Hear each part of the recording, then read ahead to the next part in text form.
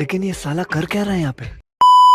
તો જય માતાજી ને જય દ્વારકાધીશ મિત્રો, આપણે આવી ગયા હતા નવો વિડીયો લઈને. સવારમાં તૈયાર થઈ ગયા હતા ને પછી બેન કાલો નાસ્તો કરી લઈએ. પછી બહાર આવીને જોયું તો આ ભાઈને હું વરસાદ નડતો હોય છે. પછી પપ્પા કે આજ તો ભાઈ દાઢી કરવાની એટલે દાઢી કરીને પછી એટલે હીરવા બેન આવી ગયા. મને કે હાય મામા. આતંક કદુ સલામ બાબુભાઈ.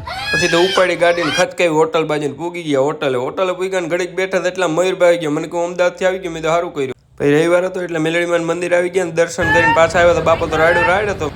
પછી આજ તો રવિવાર હતો એટલે કસ્ટમર કાંઈ બહુ હતા નહીં. પછી 4 વાગી ગયા એટલે કલેક્શન ભેગું કરી લીધું ને તો 5 કરોડ 25 લાખ છે. મેં તો હોય નહીં.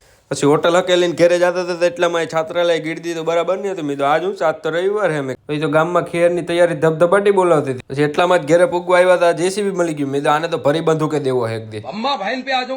પછી આ ભાઈ ત્યાં ટાટિયા ભાગવાન ધંધા કરતા હતા ને ઘરમાં આવીને જોઈ હીરવાબેન ને મયુરભાઈ ગેમ રમતા ને આ ભાઈ ત્યાં ખોરઠ ઉપર બેઠા હતા. ભાઈ હું મયુરભાઈ નીકળી ગયા મોરો દેવા કોકને. એટલે પછી ફટાફટ પૂગી ગયા ડીમાર્ટ આવીને આ ભાઈ 2 કરોડની બંધુક અહીં મૂકતા જાવ પછી અંદર જાવ. પછી આવી ગયા અંદર ને આયા તો આખા ગામની પ્રજા અહીંયા જ ભરાણી હતી. પછી તો કોઈ જોવે ને એમ હુંડી લઈ લીધી ને અહીંયા તો મેગીના ખોખામાં હાબુ પડ્યો હતો. પછી આ છોકરો કઈ બાજુ મળે ને એ લેવા નીકળી ગયા. ત્યાં બેંજો મળી ગયો. મેં તો ઓર્ડર લેવાનું ચાલુ કરવું જોઈએ. મેં કીધું અરે આને શું ગુલાબને કરવું છે કોને દેવું છે કઈ ખબર નથી પડતી.